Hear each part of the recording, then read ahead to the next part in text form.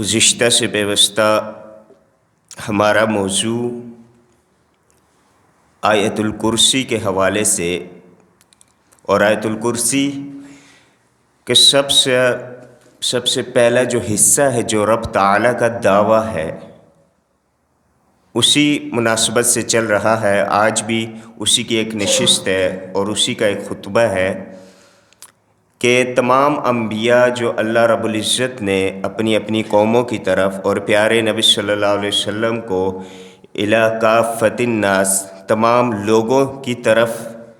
اور تمام امتوں کی طرف بھیجا، تو سب کا ایک ہی مشن تھا، سب کا ایک ہی مقصد تھا، سب کی بنیادی دعوت ایک ہی تھی، اور وہ کیا تھی؟ اللہ لا الہ الا ہو، کہ اللہ واحد معبود برحق ہے، اس کے علاوہ کوئی دوسرا معبود برحق نہیں ہے۔ اسی حوالے سے آج کی نشست میں انشاءاللہ العزیز 3 انبیاء جو کہ آخری دور کے انبیاء ہیں، ان کی دعوت کی کچھ جھلکیاں ہم دیکھیں گے کہ انہوں نے کیسے اپنی اقوام کو، اپنی اپنی قوموں کو یہی کلمہ، یہی مشن پہنچایا، اور اس کے بدلے میں یا اس کے رد عمل میں قوم نے کیا کیا اور کیا اس کی جزا دی۔ اللہ رب العزت سے دعا ہے کہ مجھے حق بات کہنے کی، ہم سب کو ان باتوں کو سننے کے بعد عمل کرنے کی توفیق عطا فرمائے۔ حضرت موسیٰ علیہ السلام اور حضرت عیسیٰ علیہ السلام اور ہمارے پیارے پیغمبر محمد صلی اللہ علیہ وسلم، ان 3 انبیاء کا ذکر انشاءاللہ العزیز آج کی نشست میں کریں گے۔ موسیٰ علیہ السلام کے حوالے سے، ان کی سیرت کے حوالے سے انشاءاللہ پھر کبھی بات کریں گے، اور اجمالی طور پہ ہم سب کے علم میں بھی ہے کہ کیسے حضرت موسیٰ علیہ السلام، کس دور میں ان کی پرورش ہوئی، اور کیسے وہ فرعون کے گھر میں ان کی پرورش ہوئی۔ پھر ایک قتل کر دینے کی وجہ سے موسیٰ علیہ السلام نے وہاں سے ہجرت کر لی اور مدین کی طرف چلے گئے، جہاں شعیب علیہ السلام ایک دوسرے نبی جو تھے وہ ان کے سسر قرار پائے، وہاں پہ انہوں نے اپنی بیٹی کا نکاح آپ سے کیا۔ اور پھر قصہ مختصر یہ کہ جب واپس آ رہے تھے مصر کی طرف، جب اپنا وعدہ 8 یا 10 سال جو طے ہوا تھا حضرت شعیب علیہ السلام کے ساتھ، وہ مکمل کر کے شادی کے بعد اپنے اہل و عیال کے ساتھ واپس مصر کی طرف آ رہے تھے جہاں ان کی پرورش ہوئی تھی، تو رستے میں ایک جگہ پر انہیں ایک درخت کے پاس آگ جلتی ہوئی نظر آئی اور ایک روشنی نظر آئی۔ اپنے اہل و عیال سے کہا کہ تم یہاں پہ مکث کرو، یہاں پہ ٹھہرو، میں انی آنست نارا، میں نے آگ دیکھی ہے، میں وہاں سے کوئی آگ کا ٹکڑا یا کوئی لکڑی وغیرہ جس سے ہم رستہ دیکھ سکیں یا کوئی رستہ پوچھ سکیں، معلومات حاصل کر سکیں، تو وہاں سے وہ دیکھ کے اور وہ آگ کی روشنی لے کے آنا چاہ رہا ہوں، تو تم یہاں پہ ٹھہرو، اور وہاں پہ پہنچے۔ جب وہاں پہ پہنچے تو درخت کے پاس سے اللہ رب العزت حضرت موسیٰ علیہ السلام سے ہم کلام ہوتے ہیں اور فرماتے ہیں کہ اے موسیٰ انک بالواد المقدس طویٰ فاخلع نعلیک انک بالواد المقدس طویٰ، اپنے جوتے اتار دیجئے، اور بے شک آپ ایک پاک وادی میں ہے، پاک جگہ پر ہے۔ موسیٰ علیہ السلام انہوں نے غور کیا تو دیکھا کہ ایک درخت سے یہ آواز آ رہی ہے، وہیں پہ جوتے اتار کے آگے پہنچ گئے۔ اس سے یہ بھی معلوم ہوا کہ جو پاک جگہ ہوتی ہے اللہ رب العزت کی پسندیدہ جگہ ہوتی ہے، محبوب ترین جگہ ہوتی ہے، تو وہاں ادب کا تقاضا یہ ہے کہ ہم جوتوں سمیت نہ آئیں۔ اگرچہ پرانے زمانے میں کچی مساجدیں ہوتی تھیں اور اس کی گنجائش ہوتی تھی، لیکن آج کل ویسی ہماری مٹی بار کی ویسی بھی نہیں ہے۔ مثلا مجموعی طور پہ دیکھا جائے تو ہر جگہ ندی نالے بہہ رہے ہیں، یا اس طرح کی گندگی اور ثقافت اور اس طرح کی چیزیں ہمیں نظر آتی ہیں، جس کی بنا پر جب جوتوں سے چل کے بھی آئیں تو اندیشہ رہتا ہے کہ کہیں نہ کہیں کوئی گندگی جوتوں کے ساتھ یہ ناپاکی ہو سکتی ہے۔ تو لہٰذا آج کل عرف عام کے لحاظ سے اور ادب کا تقاضا بھی یہی ہے کہ مساجد میں بھی بغیر جوتوں کے ہم نماز پڑھیں، اگرچہ کچھ بالکل جو ہے نہ ہونے کے برابر ایسے مقامات بھی ہیں جہاں غالباً جو ہے جوتوں سمیت نماز پڑھی جاتی ہے، جیسے کراچی میں ایک جگہ مسجد النعلین کے نام سے غالباً مشہور ہے، اور وہاں پہ بھی جہاں تک مجھے علم ہے واللہ عالم، میری مکمل تحقیق تو نہیں، لیکن وہاں جوتوں سمیت جو ہے ایک گروہ یا ایک قسم کے لوگ جو ہے وہ اجازت دیتے ہیں اور جوتوں سمیت بھی نماز پڑھی جاتی ہے۔ اگر جوتے مکمل طور پہ پاک ہوں تو وہ پاک ہو اور اس میں نماز ہو جانا یہ الگ ایک مسئلہ ہے، لیکن عرف کا بھی لحاظ رکھا جاتا ہے۔ تو بہرحال موسیٰ علیہ السلام کو حکم ہوا کہ آپ ایک پاک جگہ پر موجود ہیں تو آپ کیا کریں، اپنے جوتے اتار دیجئے۔ موسیٰ علیہ السلام نے اپنے جوتے اتار دیے، اور وہاں پہ اللہ رب العزت نے وہاں پہ آپ کو وحی، یعنی آپ پر پہلا پیغام یا وحی آپ پر اتاری، اور وہیں سے جو ہے آپ کو نبوت سے سرفراز کیا گیا۔ فرمایا اننی انا اللہ لا الہ الا انا فاعبدنی، کہ بے شک میں ہی اللہ ہوں، میں ہی اللہ ہوں، لا الہ الا انا، میرے علاوہ کوئی معبود برحق نہیں ہے، فاعبدنی، تو میری ہی بس آپ عبادت کریں، واقم الصلاۃ لذکری، اور میرے ذکر کے لیے کیا کریں، نماز کو قائم کریں۔ معلوم ہوا کہ عبادت صرف ایک ذات کی ہی کی جائے گی کہ جو معبود برحق ہو اسی کی عبادت ہوگی، اور سب سے بہترین طریقہ عبادت کا کیا ہوگا، وَأَقِمِ الصَّلَاةَ لِذِكْرِي، مجھے یاد کرنے کے لیے سب سے بہتر طریقہ کیا ہے،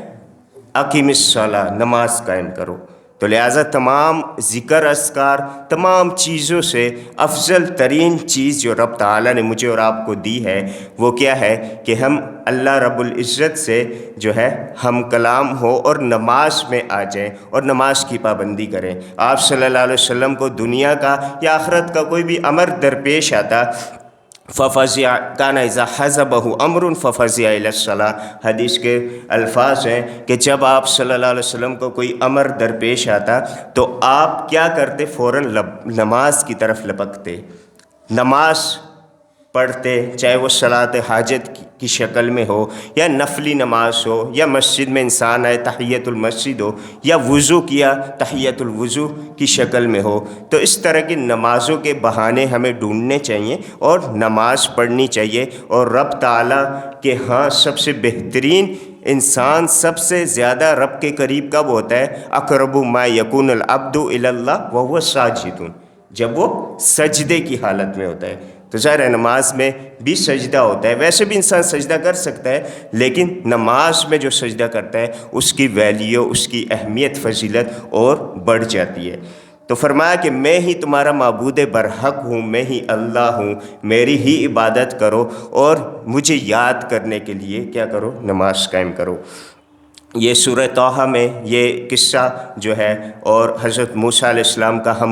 ہم کلام ہونا، رب تعالیٰ سے بات کرنا، اور رب تعالیٰ کا جو ہے آپ کو وحی کے ذریعے مطلع کرنا یا آپ کو خبردار کرنا کہ آپ نے کیا کیا کام کرنا ہے، فرعون کے پاس جانا ہے، یہ سورہ طٰہٰ میں یہ قصہ موجود ہے، اور کچھ حصہ سورہ قصص میں بھی ہمیں مل جاتا ہے، اور قرآن کے دیگر مقامات پر بھی۔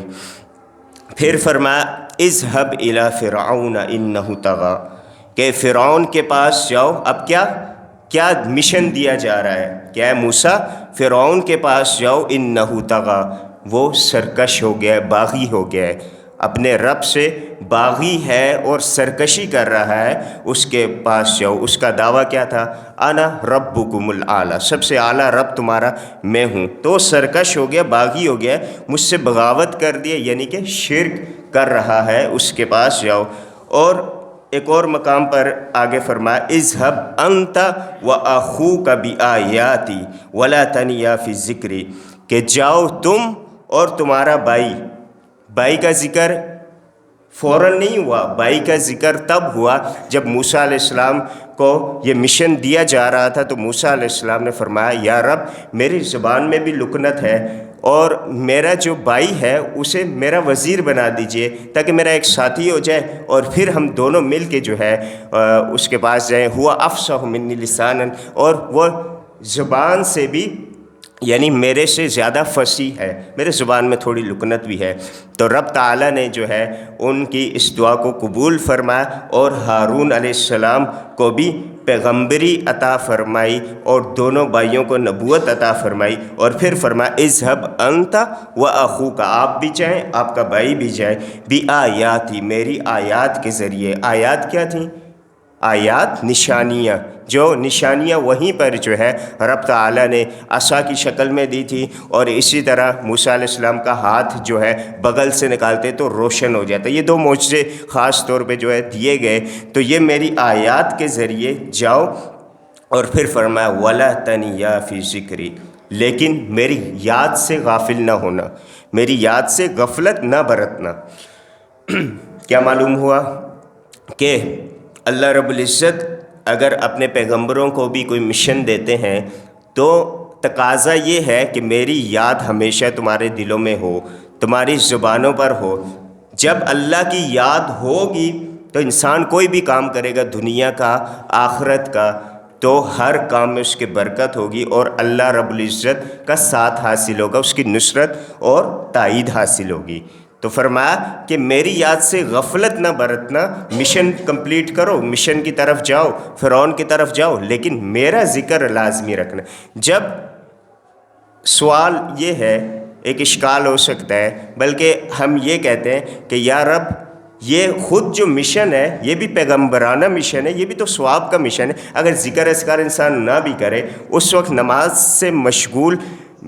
جو ہے مشغولیت ترک کر دے، نماز سے تھوڑی دیر کے لیے ہٹ بھی جائے تو بھی کیا حرج ہے کہ یہ بھی تو یا اللہ تیرا ہی مشن ہے، یہ دعوت و تبلیغ یہ بھی تو تیرا مشن ہے، اور تو نے ہی ہمیں عطا کیا، تو نے بھی ہی ہمیں جو ہے یہ فرض سونپا۔ لیکن رب نے فرمایا نہیں، میرا ذکر لازمی رکھنا، یہ مشن، اس کے فضائل، اس کے درجات، اس کی اہمیت الگ ہے، لیکن میرا مشن جو ہے، میری جو عبادت ہے وہ کبھی نہ چھوڑنا۔ ہم تو دنیا کے معاملات میں دکان کھولی تو نماز چھوڑ دی، دکان کھولی تو جماعت کی نماز چھوڑ دی، اگر کوئی بزنس، تجارت، کاروبار، کوئی معاملات ہمارے چل رہے ہیں تو ہم چھوٹی چھوٹی باتوں کی وجہ سے اپنی نماز میں سستی اور قائلی کا شکار ہو جاتے ہیں۔ رب تعالیٰ ایک عبادت کا ہی مشن دے رہے ہیں، دعوت و تبلیغ کا مشن دے رہے ہیں، وہ بھی رب کی رضا کی خاطر کیا جاتا ہے، اس میں بھی اجر و ثواب ہے، اس کے ساتھ ساتھ بھی مطالبہ یہ ہے پھر بھی نماز نہیں چھوڑنا، پھر بھی ذکر اذکار نہیں چھوڑنا۔ پھر فرمایا اذهبا الی فرعون انہ طغی، پھر موسیٰ اور ہارون علیہم السلام دونوں کو حکم ہوا کہ اذهبا الی فرعون انہ طغی، آپ اور ہارون آپ کا بھائی دونوں جاؤ۔ اب یہاں پہ یہ بھی سوال پیدا ہوتا ہے کہ کیا ہارون علیہ السلام تو وہاں اس موقع پر موجود نہیں تھے؟ تو اس کا یہ بھی ہو سکتا ہے کہ ہارون علیہ السلام کے حوالے سے موسیٰ علیہ السلام کو ہی حکم ہوا کہ آپ جائیے، آپ جائیے، اور بھائی کو بھی لے کے جائیں گے، تو اذهبا دونوں کا یہ صیغہ استعمال ہوا کہ آپ دونوں جائیں۔ جیسے ہم بات ایک شخص سے کرتے ہیں لیکن اسی کو کہہ رہے ہوتے ہیں کہ تم اور فلاں بندہ جو ہے تم دونوں جاؤ، لازمی نہیں ہوتا کہ دوسرا بندہ بھی ہمارے سامنے ہو، بلکہ ایک ہی کو کہہ کے دونوں کا ہم جو ہے کوئی بات بتلا رہے ہوتے ہیں، تو یہ بھی ممکن ہے۔ یہ بھی ممکن ہے اللہ رب العزت نے ہارون علیہ السلام کو الگ سے جو ہے وحی کا نزول فرما کے مطلع کیا ہو کہ آپ جو ہے موسیٰ کا ساتھ دیجئے، اور موسیٰ جا رہے ہیں اور آپ بھی چلیے۔ تو فرمایا اذهبا الی فرعون انہ طغی، آپ دونوں جائیے فرعون کے پاس، وہ سرکش ہو گیا، باغی ہو گیا۔ فقولا لہ، اور آپ دونوں اسے کہیے، بات کیجئے، قولا لینا، قولا لینا، نرمی سے بات کیجئے، لعلہ یتذکر او یخشی، شاید وہ نصیحت حاصل کر لے یا ڈر جائے۔ یہاں پہ اخلاقیات سکھائی جا رہی ہیں کہ موسیٰ باغی ہے، کس کا باغی؟ میرا باغی۔ سب سے بڑی بغاوت کیا ہے؟ شرک ہے۔ سب سے بڑا ظلم عظیم کیا ہے؟ میرے ساتھ کسی کو شریک ٹھہرانا، اور وہ کسی کو نہیں، وہ تو خود کو میرا شریک ٹھہرا رہا ہے، انا ربکم الاعلی کہہ کر۔ لیکن اس کے پاس بھی جا کے، موسیٰ آپ کے پاس جو ڈنڈا ہے، ایسا نہیں کہ جا کے ڈنڈا اس کے سر پہ مار دیا، یہ ایک نشانی ہے، یہ بھی لے کے جائیے، لیکن قولا لہ قولا لینا، نرم مزاجی کے ساتھ، نرمی کے ساتھ اسے سمجھائیے۔ صحیح مسلم کی روایت جو ہے بارہا آپ نے سنی بھی ہوگی کہ جاء اعرابی فبال فی طائفۃ المسجد فزجرہ الناس، کہ ایک اعرابی دیہاتی شخص آتا ہے، مسجدیں کچی ہوتی تھیں تو مسجد کے ایک کارنر میں کنارے پر بیٹھ کے پیشاب کرنے لگ گیا ہے، اور فزجرہ الناس، صحابہ نے دیکھا، لپکنے کی کوشش کی کہ پکڑ کے جو ہے اسے نکالیں، اسے دھکے دیں، کچھ کریں، تو آپ صلی اللہ علیہ وسلم نے سب صحابہ کو روک دیا ہے۔ یہی نہیں، اسے بھی نہیں منع کیا، کہ فرمایا کہ اسے کرنے دو، فارغ ہونے دو، یعنی جب وہ فارغ ہو گیا، کیونکہ آپ صلی اللہ علیہ وسلم حکمت بھی آپ کو عطا کی گئی تھی، ہو سکتا ہے کہ اگر وہ پیشاب درمیان میں روک لیا جاتا تو میڈیکل لحاظ سے بھی جو ہے درمیان میں انسان پیشاب روک لے، اس طرح کے معاملات ہو تو وہ مضر صحت ہوتا ہے، جسم کے لیے جو ہے نقصان دہ چیز ہے۔ تو آپ صلی اللہ علیہ وسلم نے، حالانکہ مسجد میں یہ چیز، یہ کام ہو رہا ہے، تو آپ نے صحابہ کو روک دیا، اور پھر اسے بلا کے فرمایا کہ ان هذه المساجد لم تبنى لهذا، یہ مسجدیں اس بات کے لیے، اس کاموں کے لیے، ان کاموں کے لیے نہیں ہے، بلکہ یہ اللہ کے ذکر، اذکار اور نمازوں کے لیے ہے، اور پیار اور محبت سے سمجھایا۔ ہم جو ہے اگر ہمارے زمانے میں یہ ایسا معاملہ ہو، حالانکہ وہ پھر کچی زمین ہے، اور آج کل تو اتنی فیسلٹیز، اتنی سہولیات بھی ہیں، اور اگر کوئی اعرابی آئے یا کوئی ایسا انجان بندہ آئے، یہاں تک کہ کوئی مجنون شخص آئے جس میں رفع القلم عن الثلاث، جو مرفوع القلم ہے، اس کا کوئی گناہ بھی نہیں لکھا جاتا ہے، ایسا بھی کوئی شخص آ کے ایسی حرکت مسجد میں کر لے تو شاید جو ہے آپ سے پہلے میں ہی اس کا سر پھوڑنے کے لیے بھاگوں۔ تو لہٰذا ہمیں اپنی اخلاقیات کو بھی دیکھنا ہے، اخلاقیات نہیں تو توحید کا جو وہ اثر ہے وہ بھی نہیں ہوتا، نہ اگلے شخص پر، نہ جس کو آپ موحد بنانا چاہ رہے ہیں، اور یہ توحید آپ کو عذاب سے نہیں بچائے گی۔ اگرچہ خالداً مخلداً جو لوگ ہیں ہمیشہ رہنے والے، انشاءاللہ ان میں ہمارا شمار نہیں ہوگا، لیکن اخلاقیات نہیں تو پھر فوراً ہم جتنے موحد ہوں فوراً جنت میں جانے والوں میں سے نہیں ہو سکتے۔ اور اس کا ذکر بھی جو ہے دوسری روایات میں ہمیں ملتا ہے کہ اللہ کے نبی صلی اللہ علیہ وسلم کے پاس دو عورتوں کا جب ذکر ہوتا ہے کہ ایک نمازیں پڑھتی ہے، سارے معاملات کرتی ہے، اور نفلی روزے بھی رکھتی ہے، لیکن اس کے اخلاق نہیں، فرمایا ہی فی النار، وہ جہنم میں جائے گی۔ دوسری عورت کا ذکر ہوا کہ اللہ کے رسول صلی اللہ علیہ وسلم صرف واجبات کرتی ہے، صرف فرائض پڑھتی ہے، کوئی زیادہ نیک پارسا عورت پرہیزگار نہیں ہے، فرمایا ہی فی الجنہ۔ اور وجہ کیا تھی؟ دونوں حصوں میں صحابہ نے یہ بھی کہا کہ جس کے بارے میں آپ صلی اللہ علیہ وسلم نے فرمایا ہی فی النار، اس کے اخلاق جو ہے ماڑے تھے، اس کے اخلاق اچھے نہیں تھے۔ اور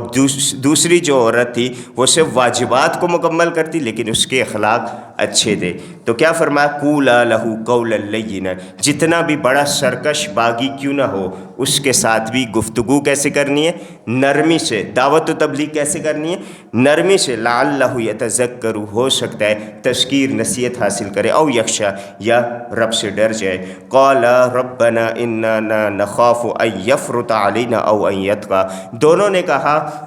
موسیٰ اور ہارون علیہ السلام، کہ اے رب ہمیں ڈر ہے کہ وہ ہم سے سرکشی کرے گا، کیونکہ موسیٰ علیہ السلام نے جیسے ان کی قوم کا ایک شخص جو ہے قتل کر دیا تھا، فوقذہ موسیٰ فقضا علیہ، ایک ہی پنچ مارا تھا۔ نبوت کا جو پنچ ہوتا ہے اور نبوت کا جو مکہ ہوتا ہے وہ عام لوگوں سے کئی گنا بڑھ کر ہوتا ہے، اس میں بہت پاور اور طاقت ہوتی ہے۔ تو اس شخص کو جو ہے مار دیا تھا، تو کہا کہ شاید وہ سرکشی میں اتنا مگن ہو کہ ہماری بات ہی نہ سنے، تو ہمیں یہ ڈر ہے۔ فرمایا قال لا تخافا اننی معکما اسمع و ارى، رب نے فرمایا تم دونوں ڈرو نہیں، اننی معکما، بے شک میں تم دونوں کے ساتھ ہوں،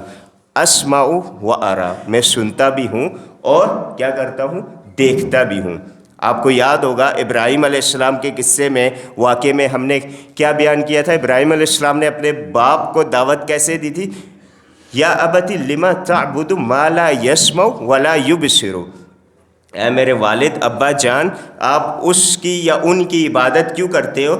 جو نہ سنتے ہیں اور نہ دیکھتے ہیں؟ یہاں پہ رب ارشاد فرما رہا ہے اننی معکما اسمع و ارا، میں تم دونوں کو سن بھی رہا ہوں اور دیکھ بھی رہا ہوں۔ معلوم ہوا کہ معبود وہی ہو سکتا ہے جس میں کم از کم بنیادی صفات میں سے یہ دو صفتیں ہوں کہ وہ ہر وقت، ہر گھڑی، ہر آن دیکھنے والا بھی ہو اور ہر کسی کی ہر زبان،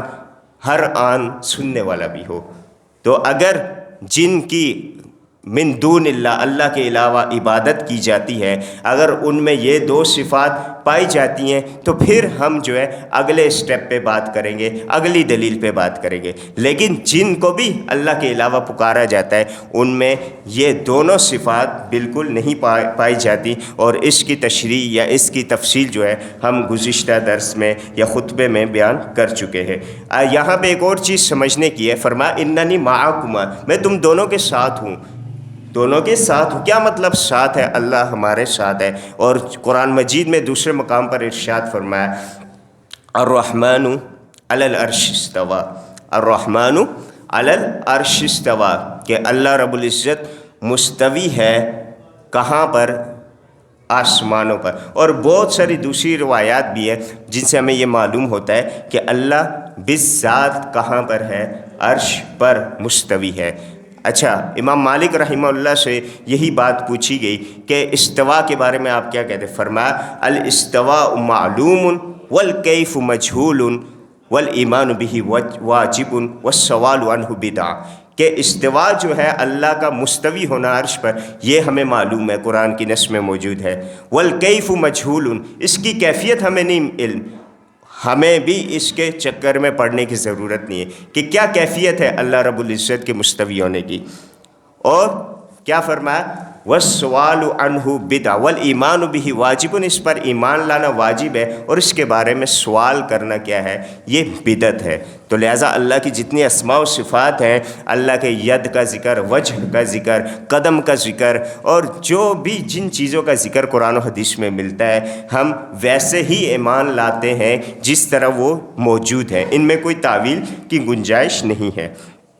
تو فرمایا اننی معکم، بے شک میں تم دونوں کے ساتھ ہوں، اسمع و ارا، میں دیکھ بھی رہا ہوں اور کیا کر رہا ہوں؟ سن بھی رہا ہوں۔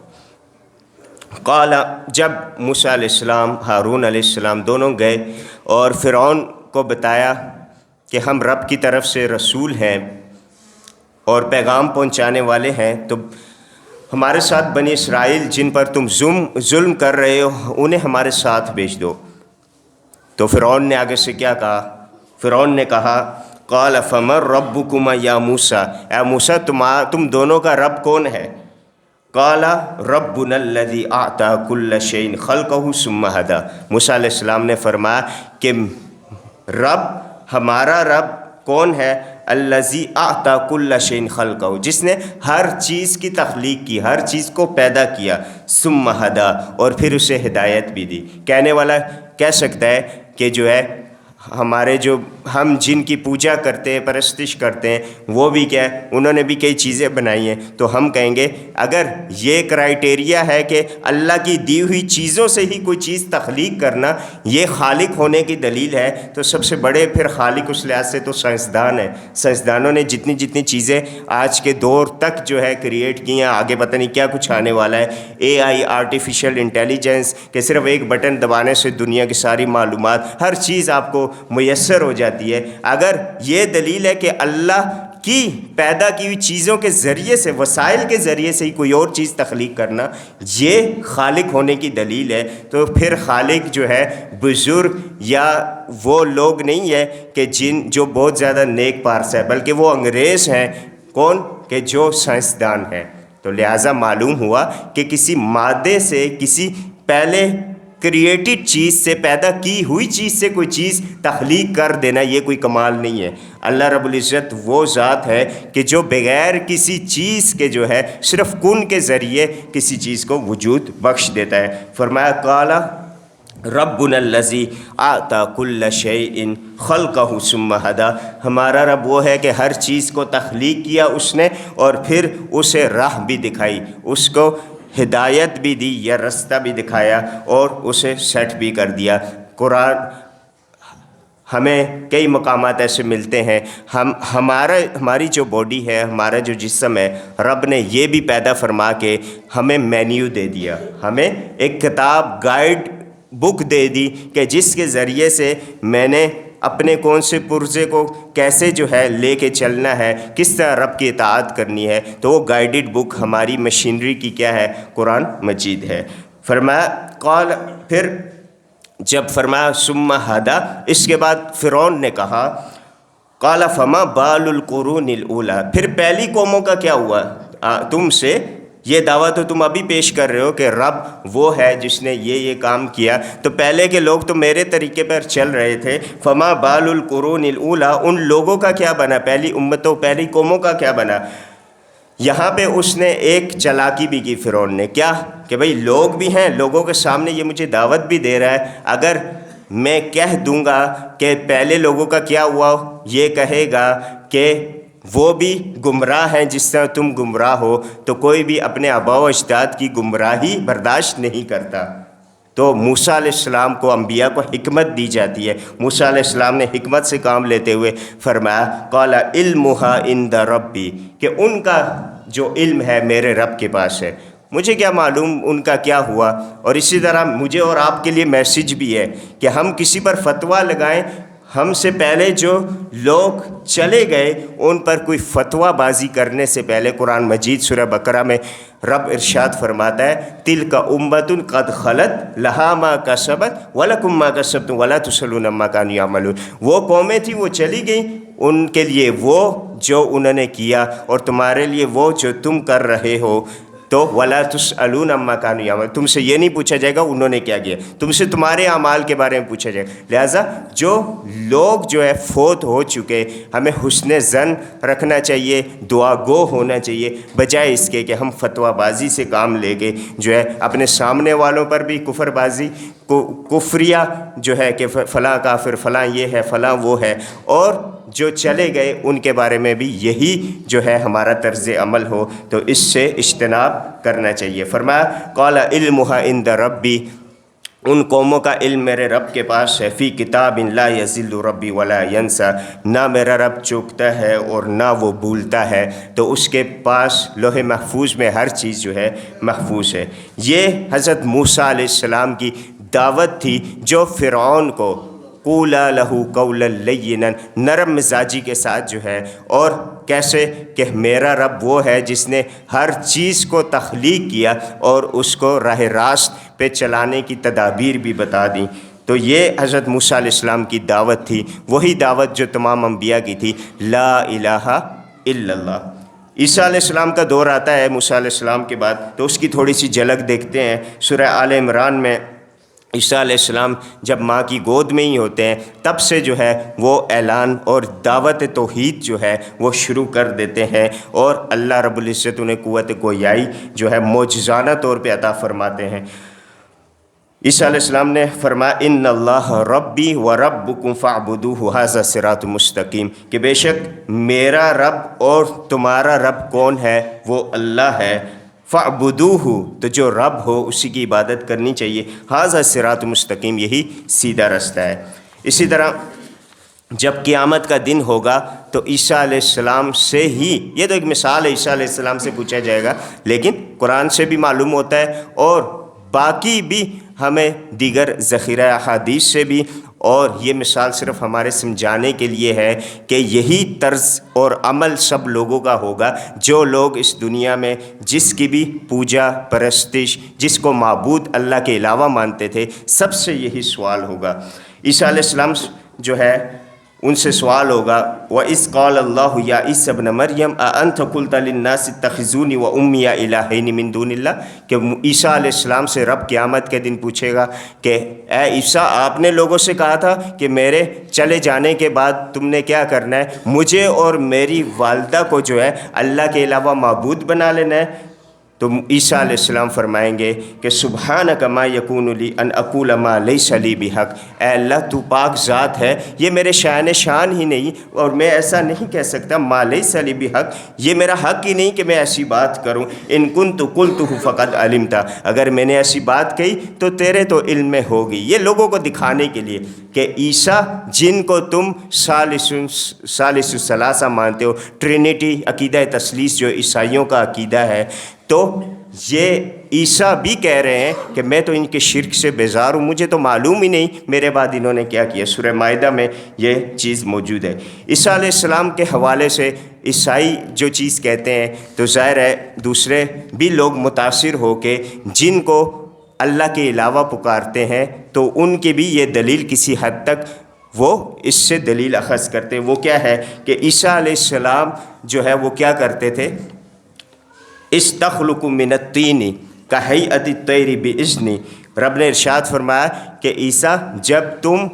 ایک پرندے کی شکل بناتے تھے اور اس میں کیا کرتے تھے، فتنفخ فیہا فتکون طیرا باذنی، اور اس میں پھونک مارتے تھے تو وہ میرے حکم سے اصلی پرندہ بن جاتا تھا، وتبرئ الاکمہ والابرص باذنی، اور جو اندھا ہوتا تھا یا اسی طرح جسے برس کی بیماری ہوتی تھی تو ایسے لوگوں کو بھی تم باذنی میرے حکم کے ذریعے سے تم جو ہے چنگا کر دیتے تھے، ٹھیک کر دیتے تھے، واستخرج الموتى باذنی، اور زندوں کو بھی جو ہے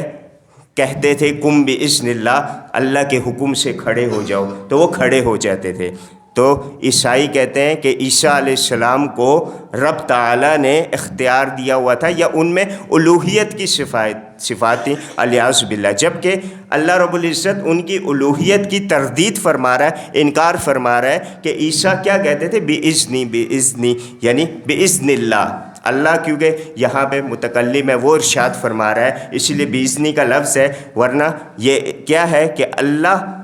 کے بارے میں فرماتے تھے قم باذن اللہ، کہ کھڑے ہو جاؤ اللہ کے حکم سے، تو وہ تو کہہ رہے ہیں کہ اس کے حکم سے کھڑے ہو جاؤ جس نے تمہیں پیدا کیا۔ اور یہاں پہ کوئی یہ بھی کہہ سکتا ہے کہ جب عیسیٰ علیہ السلام کو یہ چیز عطا کی ہوئی ہے تو دوسروں میں بھی یہ چیز ہوگی جنہیں ہم اللہ کے علاوہ معبود سمجھتے ہیں، تو ہم یہی کہتے ہیں کہ وہ اللہ کے حکم سے کرتے تھے، اللہ نے یہ اختیارات کسی کسی کو دیے ہیں، اور جو دیے واضح قرآن اور حدیث میں بتا دیے،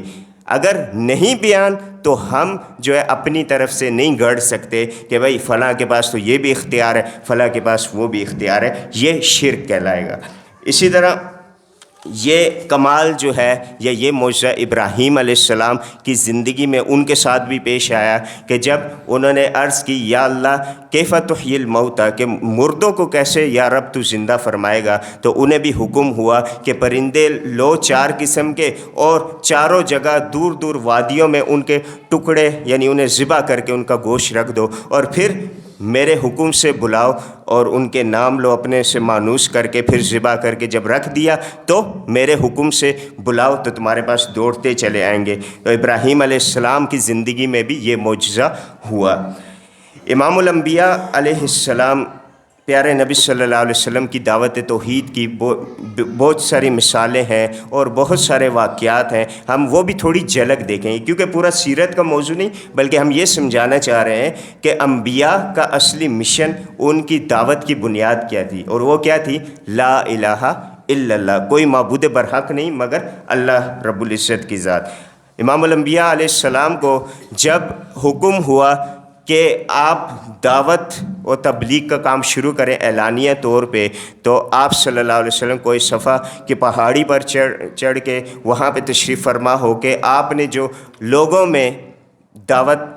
کے پہلے شروع کے الفاظ بیان فرمائے، ان میں یہ بھی تھا قولوا لا الہ الا اللہ تفلحون، کہ سب کیا کہو کہ اللہ کے علاوہ کوئی معبود برحق نہیں، پھر تم کامیاب ہو جاؤ گے۔ معلوم ہوا کہ ایک ہی کلمہ میری اور آپ کی نجات کا سبب بنے گا، وہ کیا ہے کہ لا الہ الا اللہ، یہ ہمارے ذکر میں بھی، ہمارے جو ہے دل میں بھی، ہر جگہ پہ، اور اس پر عمل بھی ہو۔ صرف کہنا اقرار باللسان و تصدیق بالقلب، تبھی جو ہے یہ کاؤنٹ ہوگا یا اللہ کے ہاں منظور ہوگا جب ہم اس کے مطابق عمل بھی کریں گے۔ عمل نہیں تو صرف دل میں یہ ہونا، زبان سے اس چیز کا اقرار کر لینا، یہ ہماری نجات کے لیے کافی نہیں ہے۔ بخاری اور مسلم کی روایت ہے، عبداللہ ابن عباس رضی اللہ عنہ بیان کرتے ہیں کہ اللہ کے رسول صلی اللہ علیہ وسلم نے حضرت معاذ رضی اللہ عنہ کو جب یمن کی طرف بھیجا تو انہیں جو ارشادات جو ہے فراہم کیے، یا جو حکم ارشاد فرمایا کہ سب سے پہلے آپ نے انہیں کیا تبلیغ کرنی ہے، کیا دعوت دینی ہے، فَادْعُهُمْ إِلَىٰ أَن يَشْهَدُوا اللَّهَ إِلَٰهَ إِلَّا اللَّهُ، ان لوگوں کے پاس جائیے اور سب سے پہلے انہیں یہ نہیں کہنا نماز پڑھو، یہ نہیں کہنا اخلاقیات اچھے کر لو، یہ نہیں کہنا زکوٰۃ دو، بلکہ سب سے پہلے لا الہ الا اللہ کی دعوت دینی ہے۔ جب یہ اس پہ وہ ایمان لے آئیں، ان کے دل میں یہ بات بیٹھ جائے، اقرار کرنے لگیں، تو پھر آگے عمل کی باری ہے۔ ایک شخص کا عقیدہ ہی ٹھیک نہیں ہے اور وہ بے شمار اعمال کرتا ہے، وہ اپنی پیشانی کو زمین سے اٹھاتا ہی نہیں ہے، ہر وقت سجدے میں رہتا ہے، تو اس کی اس پیشانی کا، ان سجدوں کا کوئی فائدہ نہیں جب تک کہ لا الہ الا اللہ اس کا ٹھیک نہیں ہے، اور یہ صحیح نہیں ہے۔ حضرت ابو سفیان رضی اللہ عنہ بیان کرتے ہیں ہرقل کا قصہ، کہ جب ہرقل سے ان کی جو ہے بات چیت ہوئی تھی، جب وہ ایمان نہیں لائے تھے، تو اس وقت بخاری اور مسلم کی روایات کے الفاظ ہیں کہ ہرقل نے پوچھا ماذا یأمرکم، کہ جو نبی نبوت کا دعویٰ کرتا ہے، ماذا یأمرکم، تمہیں کس چیز کا حکم دیتا ہے؟ تو قلت، ابو سفیان نے کہا کہ میں نے کہا یقول اعبدوا اللہ وحدہ ولا تشرکوا بہ شیئا، کہ اللہ اکیلے کو اپنا معبود جانو، اسی کی عبادت کرو، ولا تشرکوا بہ شیئا، اس کے ساتھ کسی کو شریک نہ ٹھہراؤ، واترکوا ما یقول آباؤکم، اور ان چیزوں کو چھوڑ دو جو تمہارے آبا و اجداد کہا کرتے تھے۔ آج میں اور آپ بھی کسی کو اگر دین کی کوئی بات بتائیں تو بعض اوقات یہی جواب آتا ہے کہ ہمارے آبا و اجداد تو ایسے کرتے آئے، کیا وہ غلط تھے؟ تو یہ قول مشرکین مکہ کا بھی تھا، یہی قول اور تو چھوڑیں، فما بال القرون الاولی، یہ کس کا تھا؟ فرعون نے بھی یہ لفظ کہے کہ پہلے والوں کا کیا بنا، وہ کیا پاگل تھے؟ تو یہی جواب مجھے اور آپ کو جب ہم کسی کو توحید کی بات بتائیں، کسی کو عقیدے کی بات بتائیں، یا کسی کو کوئی قرآن و حدیث کی بات بتائیں، ہمیں یہی ملتا ہے کہ بھائی ہمارے والد یا تمہارے والد، بعض اوقات یہ بھی ہوتا ہے کہ بھائی تمہارے والد یا تمہارے گھر والے تو یہ کرتے رہے، کیا وہ پاگل تھے؟ تو ہم کہیں گے بھائی علم لازمی نہیں ہے ہر کسی کے پاس ہر آن میں پہنچ جائے، ہو سکتا ہے ان کے پاس یہ چیز نہ پہنچی ہو، وہ ان کا معاملہ اور رب کا معاملہ۔ مجھ سے میرے عمل کا سوال ہوگا، مجھ سے میری دلیل پوچھو، میرے آبا و اجداد کی دلیل نہ پوچھو۔ تو انبیاء کی دعوت و توحید جو تھی وہ قرآن مجید میں بے شمار مقامات پر ہے، اور ایک جگہ پر یہ بھی فرمایا کہ اگر اس امت کے اختلافات کو مٹانا ہے تو اس کا حل بھی یہی دعوت ہے، یہی کلمہ ہے۔ یہ نہیں ہے کہ سب لوگ رفع الیدین کرنے لگ جائیں امت کا اختلاف مٹ جائے گا، یہ بھی نہیں ہے آمین سب روز زور سے کہنے لگ جائیں امت کا اختلاف مٹ جائے گا، نہیں۔ کیا فرمایا؟ قل یا اہل الکتاب تعالوا الی کلمۃ سواء بیننا و بینکم، کہ اے اہل کتاب، اے یہود و نصارہ، آ جاؤ اس کلمے کی طرف جو ہم میں اور تم میں یکساں ہے، اور آگے اس چیز کی وضاحت بھی فرما دی، وہ کون سا کلمہ، وہ کون سی بات ہے؟ وہ یہ ہے اللہ نعبد الا اللہ، کہ ہم اللہ کے علاوہ کسی کی عبادت نہیں کریں گے، ولا نشرک بہ شیئا، اور کسی کو بھی رب کے ساتھ شریک نہیں ٹھہرائیں گے، ولا یتخذ بعضنا بعضا اربابا من دون اللہ، اور ہم میں سے بعض کو رب نہیں بنائیں گے۔ یہاں پہ بھی ایک چیز نقطہ سمجھانے کا وہ یہ ہے کہ رب نے کیا بتلایا کہ ہم میں سے بعض کو رب نہیں مانیں گے۔ یہاں پر شرک کی جو مطلب ایک طریقہ ہے یا شرک کی ایک قسم ہے، وہ یہ بھی تو ہے کہ ہمارے کوئی بزرگ جو شروع سے نوح علیہ السلام سے چلتا آ رہا ہے کہ کوئی پارسا نیک بزرگ اس دنیا سے چلے گئے تو ہم جو ہے ان کی ذات کے حوالے سے شرک کرنا شروع ہو گئے۔ تو یہی چیز بیان کی گئی کہ ہم میں سے بعض لوگ بعض کو رب نہیں بنائیں گے کہ وہ بھی مخلوق ہے ہم بھی مخلوق ہے، رب تو صرف ایک ہے جس نے ان سب کو پیدا کیا ہے۔ یہ سورہ آل عمران میں یہ رب نے ارشاد فرمایا۔ تو آج کی جو نشست کا خلاصہ وہ وہی ہے کہ تمام انبیاء کا جو ہے ایک ہی مشن تھا، ایک ہی دعوت تھی، اور وہ دعوت کیا تھی؟ لا الہ الا اللہ